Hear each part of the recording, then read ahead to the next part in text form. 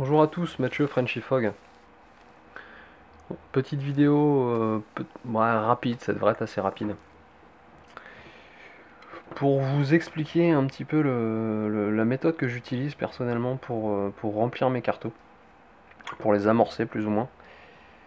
Parce qu'on a pu lire des trucs qui font assez peur pour les utilisateurs lambda de cigarettes électroniques qui viennent de débuter, qui peuvent se rendre compte que les cartos c'est un très bon rendu, c'est un produit qui est pas cher, qui a un très bon rapport qualité-prix et qui a un niveau rendu saveur qui frôle le rendu de certains haut de gamme. Donc par contre, on peut voir certains qui découragent complètement les nouveaux utilisateurs de Carto en disant attention, c'est pas une vape de débutant, c'est vraiment très spécifique, il faut faire attention quand on le remplit. Il y a de fortes chances que tu niques 5 cartos avant de réussir à remplir correctement. Donc comme je pense que je suis pas trop d'accord sur ce sujet-là. Un carto, ça s'utilise très simplement à partir du moment où on sait comment opérer.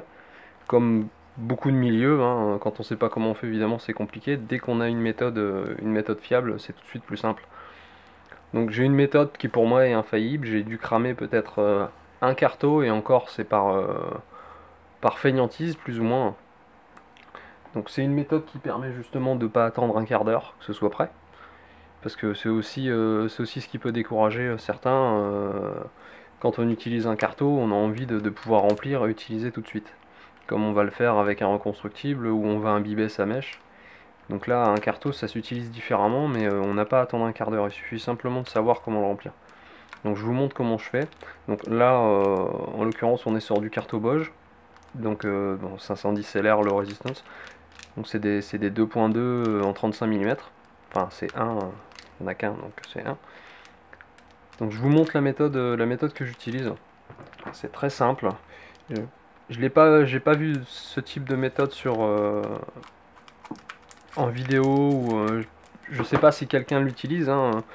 Je vais pas prétendre avoir inventé quelque chose de révolutionnaire. Juste que j'ai cette méthode là qui fonctionne très bien, donc je vais vous en faire profiter. Et ça pourra peut-être engager certains qui sont sur du CE4 ou des choses qui commencent plus ou moins à les rapprocher plus de la clope traditionnelle parce ils ont pas un rendu super et ils ont souvent du dry burn et autres avec un carto. C'est vraiment l'avantage, c'est on peut tirer dessus comme un sauvage et on n'a pas de soucis quoi. On peut vraiment y aller à fond sans risque de fumer de la bourre, ni plus ni moins. Donc ma méthode, donc déjà on va retirer les capuchons. Ça, cette partie là on s'en fout. On va retirer le bas aussi. Donc il y a une petite pièce. Donc pour certains qui connaissent la méthode du capuchon, c'est ni plus ni moins qu'une méthode détournée du capuchon avec une petite chose qui va faire toute la différence en fait. Donc on garde le capuchon le plus long. Celui-là vous le gardez, c'est le plus long. Le carto, bien évidemment.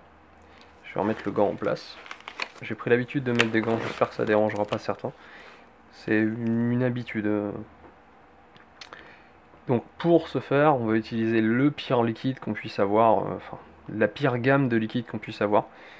Donc là, pour cette fois de l'Alien Vision du Gorilla Juice. Donc Gorilla Juice, Boba's Bounty, c'est des liquides très très sirupeux qui poussent certains utilisateurs à se dire dans un carto, faut pas, surtout pas mettre ça parce que le 100% VG pose problème. Parce que oui, c'est du 100% VG, c'est très très épais.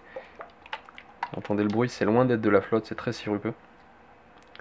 Donc petite parenthèse, c'est pas le 100% VG qui fait qu'on peut pas l'utiliser dans un carto, c'est ce liquide là en particulier.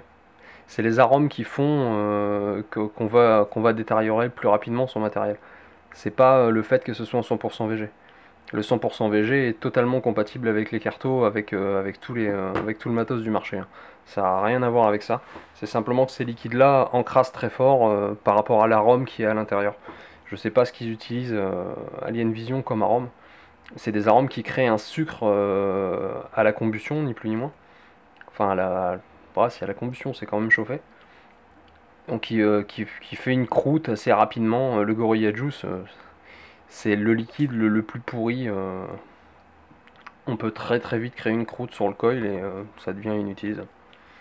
Donc bref, c'était une aparté. Donc pour ce faire, on va prendre le liquide le pire. Donc comme on dit, qui peut le plus peut le moins. Donc, on va y aller à la seringue parce que c'est pas un flacon qui permet. Je vais peut-être dézoomer un petit peu. Qu'est-ce que vous en pensez? Voilà, vous allez voir un petit peu plus ce qui se passe. C'est du liquide épais, hein. Vous pouvez le voir. Ça monte pas très vite. Parce que c'est tellement épais. C'est vraiment très très chiant. Mais à la fois c'est un liquide tellement bon.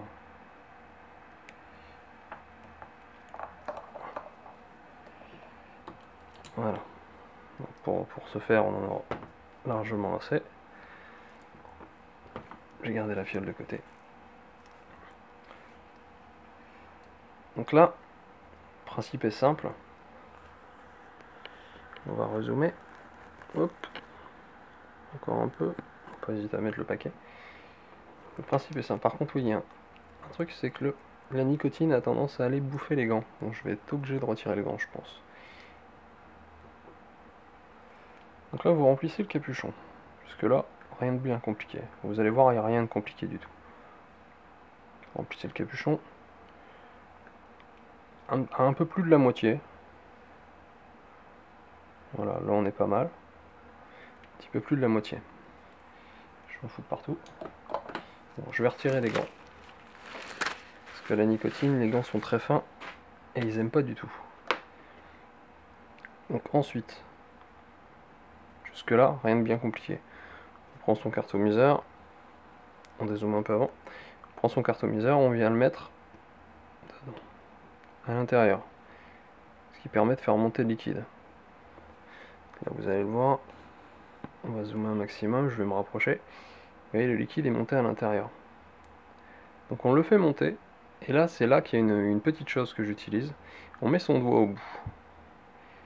On met son doigt au bout pour le rendre complètement hermétique.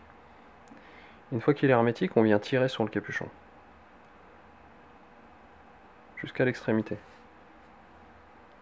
Là vous voyez qu'il s'est complètement serré. On refait la même chose, on met le liquide au bout, jusqu'au bord, et on vient tirer le capuchon, ce qui permet de créer une dépression à l'intérieur.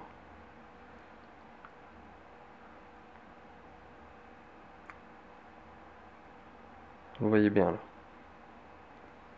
Vous voyez le capuchon, comment il est déformé? Il y a une dépression qui se forme à l'intérieur. Ce qui permet justement d'aller forcer la bourre à rentrer. Est-ce que je vais pouvoir faire une mise au point mieux que ça? Ça risque peut-être d'être compliqué. Attendez, est-ce que je peux faire mieux? Vous voyez la bourre à l'intérieur? Je fais ce que je peux, mais c'est pas facile. Donc là, en fait, quand vous allez boucher et aspirer ici, vous allez forcer le liquide à passer soit à l'intérieur de la cheminée et à être rechassé et retourné dans le capuchon, soit automatiquement à passer dans la bourre. Donc là, le liquide n'a pas le choix. Il doit passer dans la bourre, il ne peut pas faire autrement. Vous voyez ce qui se passe? Le carto se remplit très très facilement. La bourre se remplit directement, sans rien faire, sans chercher plus compliqué que ça. On tire le capuchon, on laisse prendre un petit peu. On fait ça 2-3 fois, là je le fais en prenant mon temps, mais sinon, habituellement je prends 30 secondes pour faire ça, ça va très très vite. Dézoome un petit peu. Et là on se retrouve avec un carton imbibé, sans le moindre problème. Je vais essayer de faire une mise au point un peu mieux, mais le fait que le temps soit très dégagé, j'ai beaucoup de lumière dans la pièce. Ce qui fait que j'ai des contre-jours un petit peu partout, j'espère que ce sera assez parlant, je pense que les explications suffiront. De toute façon, le principe est le même, on remplit, on le met à l'intérieur, on bouche, on aspire, le liquide va remplir la bourre automatiquement. Il y a un avantage dans cette technique, c'est qu'on sait ce que le carto a bu. Dans les autres techniques, mettre une goutte, aller mettre sur le côté, au final on ne sait pas ce que le carto a pris. Tandis que là, on voit qu'il n'y a plus rien au-dessus, On voit bien que la bourre est colorée à la couleur du liquide. Et automatiquement, avec ce qu'on a mis dans le capuchon, s'il n'y a plus rien, automatiquement c'est qu'il est dans le carto. S'il n'est pas au-dessus, il est en dessous. S'il est en dessous, c'est parfait. On a mis ça tout autour de la résistance. Et on n'a aucune chance. Donc là, on n'a pas à attendre un quart d'heure. Bon, là, j'ai pris mon temps. Hein.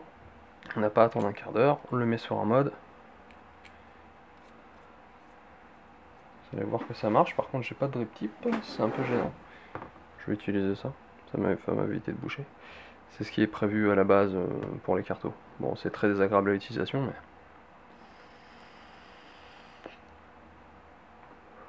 On a un carto qui est parfaitement rempli, qui est parfaitement amorcé.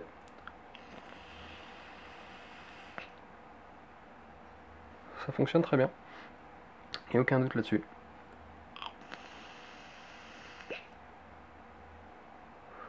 Pas de glouglou en plus. Parce qu'avec avec cette petite technique, l'avantage... Je vais pas réussir à retirer cette saloperie. Peut-être. De saloperie de plastique de merde. Pardon, excusez-moi. Donc là, l'avantage de cette technique, comme je disais, c'est que quand vous tirez et vous créez la dépression dans le carto, on va faire passer le liquide et on le force à aller dans la bourre.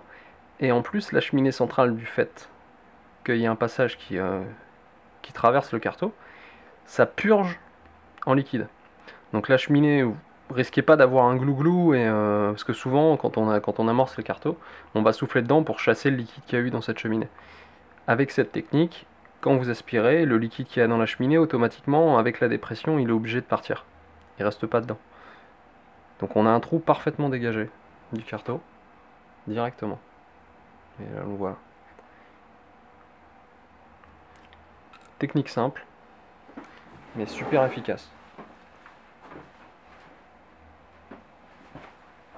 Après, il suffit de mettre un drip tip, hein, un drip tip de son choix.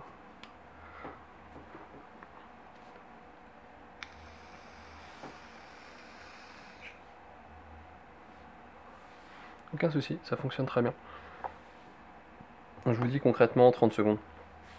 À peu près 30 secondes pour remplir un carto, sans compter le déballage évidemment. Le trois quarts du temps, je passe plus de temps à retirer les capuchons en silicone qu'à le remplir. Technique simple, mais efficace.